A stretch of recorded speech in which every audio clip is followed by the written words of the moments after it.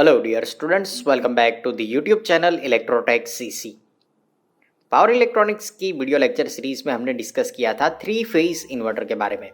Basic three phase inverter किस तरह से वर्क करता है, उसके ऑपरेशन किस तरह से होते हैं, phase voltage and line voltage के वेवफॉर्म किस तरह से ड्रॉ किए जाते हैं, इसके बारे में हमने ऑलरेडी डिस्कस कर लिया है। तो अगर आपने इस थियोरेटिकल वीडियो को नहीं देखा है तो आप पहले इस वीडियो को देख लीजिए, इसे आप आई बटन पर क्लिक करके देख सकते हो। और अगर आपने उस वीडियो को देख लिया है तो आज हम यहाँ पे डिस्कस करने वाले हैं कि इसके जो बेसिक प्रैक्टिकल होते हैं थ्री फेज इन्वर्टर के, वो किस तरह से प्रैक्टिकल परफॉर्म होते हैं। तो यहाँ पे मेरे पास NITech से एक पावर कन्वर्टर किट है जिसमें हम थ्री फेज इन्वर्टर का प्रैक्टिकल परफॉर्म करने वाले हैं। और इसके लिए आपको यहाँ पे एक ऑसिलोस्कोप की रिक्वायरमेंट होगी जिससे आप इसके वेवफॉर्म देख सकते हो। तो चलिए स्टार्ट करते हैं किस तरह से थ्री फेज इन्वर्टर के प्रैक्टिकल परफॉर्म किए जाते हैं और उसमें 120 डिग्री 180 डिग्री कंडक्शन मोड का प्रैक्टिकल किस तरह से हम प्रैक्टिकल परफॉर्म कर सकते हैं। तो चलिए स्टार्ट करते हैं।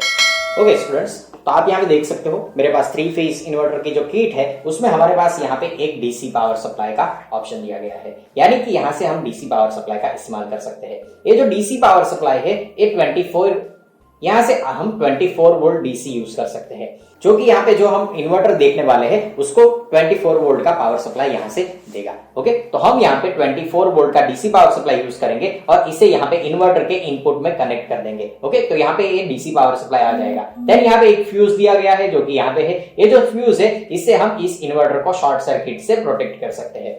तो यहाँ पे हमारे पास जो इन्वर्टर है इसमें Q1, Q3, Q5, Q4, Q6 and Q2 इस तरह से हमारे पास यहाँ पे 6 कंट्रोल स्विचेस है। इन सभी कंट्रोल स्विच को कंट्रोल करने के लिए यहाँ पे एक कंट्रोल कार्ड दिया गया है और यहाँ पे इसके टेस्ट पॉइंट दिए गए हैं कि इसके जो गेट पल्स होंगे उस गेट पल्स में गेट पल्स की वेवफॉर्म अगर आपको देखनी है तो किस तरह से उसके वेवफॉर्म देख सकते हो। ओके, तो आप यहाँ पे इसे अटैच करके इसके वेवफॉर्म देख सकते हो। यहाँ पे हमारे पास लोड बैंक है जिसमें हम resistive load and inductive load के साथ इस थ्री फेज इन्वर्टर को टेस्ट कर सकते हैं।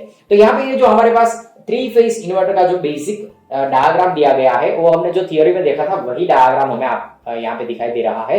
और यहाँ पे हमारे पास लोड के लिए R, Y and B load के ऑप्शन दिए गए हैं। इसे हमें यहाँ पे लोड बैंक में कनेक्ट करना होता है जिससे हम इस थ्री फेज इन्वर्टर को 120 degree conduction mode, 180 degree conduction mode, इसके अलावा यहाँ पे अगर आपको स्पेस वेक्टर मॉड्यूलेशन करना है या फिर अगर आपको यहाँ पे SPWM यानी कि sinusoidal pulse width modulation based inverter बनाना है तो इस कंट्रोल स्विच सर्किट की मदद से आप यहाँ पे इसके अलग अलग मोड सेट कर सकते हो। तो चलिए देखते हैं इसके बेसिक कनेक्शन किस तरह से होते हैं और बाद में हम देखेंगे कि किस तरह से यहाँ पे प्रैक्टिकल परफॉर्म होता है अलग अलग मोड में।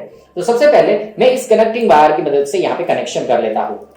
तो सबसे पहले मैं यहाँ पे इसको डीसी पावर सप्लाई के साथ कनेक्ट कर देता हूँ। तो यहाँ पे हमारा इन्वर्टर का पावर सप्लाई यहाँ से मिल जाएगा। एक 24 वोल्ट का डीसी पावर सप्लाई होगा। ओके, तो मैंने यहाँ पे 24 वोल्ट डीसी यहाँ पे अटैच कर दिए है। अभी हमारे पास जो इन्वर्टर है उस इन्वर्टर को पावर यहाँ से मिल जाएगा। अभी हम इस इन्वर्टर को लोड के साथ कनेक्ट करेंगे। तो मैं यहाँ पे थ्री फेज में स्टार कनेक्शन यूज करने वाला हूँ और स्टार कनेक्शन यूज करने के लिए मैं यहाँ पे 3 वायर को यहाँ से इस तरह से कनेक्ट कर लूंगा। R फेज इसे रेजिस्टर के साथ कनेक्ट कर लेता हूं। देन B फेज इसे मैं यहां से इस तरह से कनेक्ट कर लेता हूं। देन Y फेज इसे मैं इस तरह से कनेक्ट कर लेता हूं and last one that is B phase जिसे मैं इस तरह से कनेक्ट कर लेता हूं। अभी हमें यहां पे जो रेजिस्टर के दूसरे एंड है उसे यहां पे स्टार फॉर्म में कनेक्ट कर लेना है। क्योंकि हमें यहाँ पे लोड को स्टार में कनेक्ट करना है तो इसके लिए मैं सभी रेजिस्टर को एक साथ कनेक्ट कर लेता हूं, जिससे कुछ इस तरह से यहाँ पे एक कनेक्शन हो जाएंगे। सभी रेजिस्टर को एक साथ मैंने यहाँ पे कनेक्ट कर लिया है। ओके, तो इस तरह से आप यहाँ पे कनेक्शन कर सकते हो जिससे ये जो आपका इन्वर्टर है उस इन्वर्टर को यहाँ पे मैंने लोड में R phase, then Y phase and B phase इस तरह से स्टार में कनेक्ट कर लिया है और बाकी का जो टर्मिनल है उसे कॉमन कर दिया है। इसमें अगर आपको वेवफॉर्म देखने हैं तो वेवफॉर्म देखने के लिए आप यहाँ पे फेज वोल्टेज और लाइन वोल्टेज की वेवफॉर्म देख सकते हो। तो मैं यहाँ पे कनेक्ट कर लेता हूँ एक R फेज के साथ और एक स्टार के न्यूट्रल में मैं कनेक्ट कर लेता हूँ जिससे हम सबसे पहले इसके फेज वोल्टेज देख सकते हैं। ओके, तो आप यहाँ से कुछ इस तरह से कनेक्शन कर सकते हो। देन मैं यहाँ पे ऑसिलोस्कोप में इसे ऑसिलोस्कोप के साथ इस तरह से कनेक्ट कर लेता हूँ जिससे हम इसके फेज वोल्टेज के वेवफॉर्म देख सकते हैं। तो ये कनेक्शन हो गया है। अभी हमें यहाँ पे पावर ऑन करना है। तो सबसे पहले मैं यहाँ पे ऑसिलोस्कोप को ऑन कर लेता हूँ।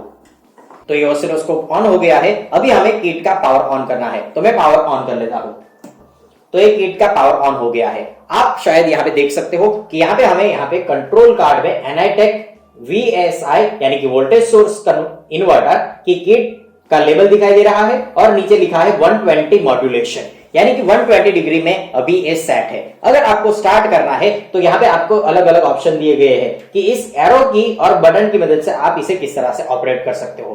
तो सबसे पहले हमें यहाँ पे दिया गया है स्टार्ट एंड स्टॉप बटन, इस एरो से आप कर सकते हो। तो जब मैं यहाँ पे क्लिक करता हूँ स्टार्ट पे, तो आप यहाँ पे देख सकते हो हमें यहाँ पे फेज वोल्टेज के वेवफॉर्म दिखाई दे रहे हैं। ये जो फेज वोल्टेज के वेवफॉर्म है वो 120 डिग्री के लिए 50 हर्ट्ज फ्रीक्वेंसी के आउटपुट के वेवफॉर्म है, जिसे हमने आर फेज के साथ, जो कि हमें आर फेज के आउटपुट के वेवफॉर्म इंडिकेट करते हैं। ओके, इसी तरीके से आप यहाँ पे 180 डिग्री के लिए भी सेट कर सकते हो। तो इसके लिए अगर आपको यहाँ पे 180 डिग्री के फेज वोल्टेज देखने हैं तो आपको यहाँ पे फिर से इसे स्टॉप करना पड़ेगा, तो ये स्टॉप हो जाएगा। जब ये मोड स्टॉप होता है तब आप इसको इसके मोड चेंज कर सकते हो। तो यहाँ पे अगर आपको 120 से 180 करना है तो आप यहाँ पे देख सकते हो मोड सिलेक्ट करने के लिए हमें इस एरो को प्रेस करना है। तो मैं यहाँ पे इसे प्रेस करता हूँ, तो ये हो गया है 120 to 180 conduction mode. 180 conduction mode में अगर आपको स्टार्ट करना है तो फिर से आप स्टार्ट बटन पे क्लिक करके आप यहाँ पे देख सकते हो ये जो वेवफॉर्म है वो 180 कंडक्शन मोड के फेज वोल्टेज के वेवफॉर्म है। इसे अगर मैं थोड़ा सा टाइम पर डिवीजन को इंक्रीज करता हूं तो ये कुछ इस तरह से दिखाई देंगे। और अगर आपको यहाँ पे इसकी वैल्यू देखनी है कि इसमें आरएमएस वोल्टेज की वैल्यू क्या है और जो भी पैरामीटर आपको यहाँ पे देखने हैं, तो आप यहाँ पे इसे मेजर भी कर सकते हो। तो हम यहाँ पे इसे मेजर कर लेते हैं। तो अगर आपको इसके वोल्टेज मेजर करने हैं तो आप सिंपली यहाँ पे डीएसओ में मेजर बटन क्लिक करोगे और ऑल पैरामीटर दे दोगे, तो यहाँ पे ऑल पैरामीटर आपके मेजर हो जाएंगे।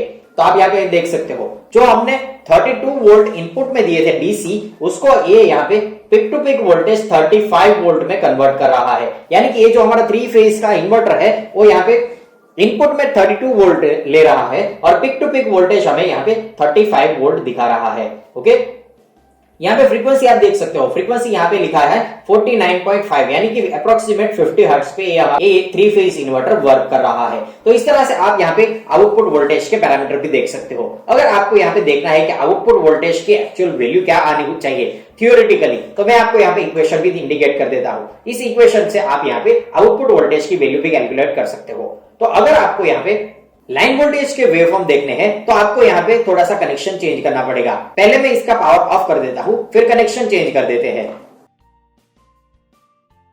तो मैंने यहाँ पे कनेक्शन चेंज कर दिया है और अभी हमें यहाँ पे RY फेज के RY लाइन वोल्टेज दिखाई देंगे। मैं फिर से पावर ऑन कर लेता हूं, तो आप यहाँ पे देख सकते हो यहाँ पे अभी आउटपुट वोल्टेज 0 दिखाई दे रहा है, क्योंकि अभी हमने मोड स्टार्ट नहीं किया है। तो अभी मैं सबसे पहले यहाँ पे 120 डिग्री का मोड ऑन करने वाला हूँ। तो ये 120 डिग्री का मोड ऑन हो गया है। 120 डिग्री में अगर आप लाइन वोल्टेज देखोगे तो आपको इस तरह के वेवफॉर्म दिखाई देंगे। तो अभी आप यहाँ पे देख सकते हो 120 degree conduction mode and 50 hertz frequency के साथ ये हमारा 3 फेज का इन्वर्टर वर्क कर रहा है और यहाँ पे लाइन वोल्टेज आपको कुछ इस तरह से दिखाई दे रहे हैं। और अगर आप यहाँ पे पिक वोल्टेज की वैल्यू और अगर हम यहाँ पे इसके पिक वोल्टेज की बात करें तो पिक टू पिक वोल्ट हमें यहाँ पे 51.2 वोल्ट जितने मिल रहे हैं, यानी कि आपको यहाँ पे अप्रोक्सीमेट 52 वोल्ट जितने आउटपुट वोल्टेज लाइन वोल्टेज में मिल रहे हैं। ओके, और इसी चीज को अगर हम यहाँ पे 180 कंडक्शन मोड में वर्क करेंगे तो उसमें देख लेते हैं कि लाइन वोल्टेज के वेवफॉर्म किस तरह से दिखाई देंगे। ओके, तो पहले मैं इसे टर्न ऑफ कर लेता हूँ और फिर हम इसे 180 डिग्री में लाइन वोल्टेज के वेवफॉर्म में देखेंगे। ओके, तो मैं यहाँ पे 180 डिग्री कर देता हूँ और फिर से इसे स्टार्ट करते हैं और देखते हैं इसके लाइन वोल्टेज के वेवफॉर्म। तो आप यहाँ पे देख सकते हो लाइन वोल्टेज के वेवफॉर्म हमें एग्जैक्ट 120 डिग्री के जो फेज वोल्टेज थे उसी तरीके के 180 के लाइन वोल्टेज के वेवफॉर्म यहाँ पे दिखाई दे रहे हैं। और यहाँ पे आप एम्पलीट्यूड देखोगे तो फिर से हमें 52 पॉइंट समथिंग वोल्ट यहाँ पे मिल रहे हैं। ओके, यानी कि हमारा 3 फेज इन्वर्टर बहुत ही अच्छे से काम कर रहा है। अगर आपको यहाँ पे साइनोसॉइडल पल्स विड्थ मॉड्यूलेशन करना है तो इसका भी ऑप्शन यहाँ पे हमें मिलता है। तो चलिए देखते हैं 180 डिग्री एंड 120 डिग्री के वेवफॉर्म के बाद हमें यहाँ पे साइनोसॉइडल पल्स विड्थ मॉड्यूलेशन के वेवफॉर्म किस तरह से देखने को मिलेंगे। लेकिन इसके लिए मैं यहाँ पे सबसे पहले इसके फेज वोल्टेज के वेवफॉर्म देखूंगा। तो मैं पहले इसे टर्न ऑफ कर देता हूँ और यहाँ पे कनेक्शन चेंज कर देता हूँ और लाइन वोल्टेज से फेज वोल्टेज में कनेक्शन कर देता हूँ। ओके, और हम इसका पावर फिर से ऑन कर लेते हैं। तो यहाँ पे आप देख सकते हो मैं यहाँ पे इसे 120 डिग्री से SPWM कंडक्शन मोड में यहाँ पे सेट कर देता हूं। तो अभी साइनोसॉइडल पल्स विड्थ मॉड्यूलेशन के साथ हमें यहाँ पे आउटपुट मिलना चाहिए। मैं यहाँ पे इसे क्लियर कर देता हूं और इसे सेंटर में ले लेता हूं ताकि हमें जो वोल्टेज देखने हैं दिखाई दिए। ओके, तो चलिए अभी स्टार्ट करते हैं SPWM मॉड्यूलेशन। तो आप यहाँ पे देख सकते हो SPWM में हमें यहाँ पे जो आउटपुट मिलता है वो आउटपुट कुछ इस तरह से हमें मिलता है, जिसमें हाई फ्रीक्वेंसी मॉड्यूलेशन का इस्तेमाल किया गया है और आउटपुट हमें साइनोसॉइडल आउटपुट मिल रहा है। अगर आप यहाँ पे मॉड्यूलेशन इंडेक्स, जो साइनोसॉइडल पल्स विड्थ मॉड्यूलेशन का मॉड्यूलेशन इंडेक्स है, उसे चेंज करना चाहते हो तो यहाँ पे मॉड्यूलेशन इंडेक्स को चेंज करने के लिए एक नॉब दिया गया है। इसकी मदद से आप मॉड्यूलेशन इंडेक्स को चेंज कर सकते हो। ओके, तो मैं यहाँ पे इसे 0.8 पे सेट कर लेता हूं और यहाँ पे हम देखेंगे कि अगर हमें यहाँ पे पल्स विड्थ साइनोसॉइडल मॉड्यूलेशन से परफेक्ट साइनोसॉइडल आउटपुट चाहिए तो हम किस तरह से आउटपुट ले सकते हैं। ये जो अभी वेवफॉर्म दिखाई दे रहे हैं वो यहाँ पे हमें साइनोसॉइडल पल्स विड्थ मॉड्यूलेशन के वेवफॉर्म दिखाई दे रहे हैं। ओके, और ये हमारे फेज वोल्टेज है। इसमें अगर आप एक कैपेसिटर ऐड कर दोगे तो ये कैपेसिटर क्या करेगा, यहाँ पे जो हाई फ्रीक्वेंसी का सिग्नल है उसमें से हाई फ्रीक्वेंसी को रिमूव करके परफेक्ट साइनोसॉइडल आउटपुट हमें यहाँ पे 50 हर्ट्ज का देगा।